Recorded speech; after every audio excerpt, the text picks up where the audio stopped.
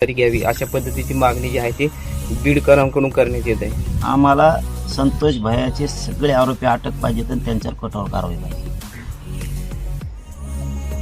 त्यांना पाठबळ पुरवणारे सुद्धा जेलमध्ये पाहिजे.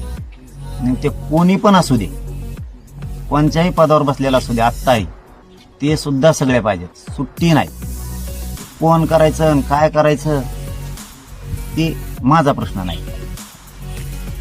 मला एवढंच माहिती आहे, त्यात मंत्री असो, आमदार असो, खासदार असो, या खून करणाऱ्या आरोपींच्या पाठीशी जे जे उभा राहिले, ज्यांनी ज्यांनी खून करायचे प्रयत्न केले आरोपींना वाचवायसाठी, सरकारकडे एरझऱ्या घालल्या, ती एरझऱ्या घालणारे सुद्धा जेलमध्ये पाहिजे.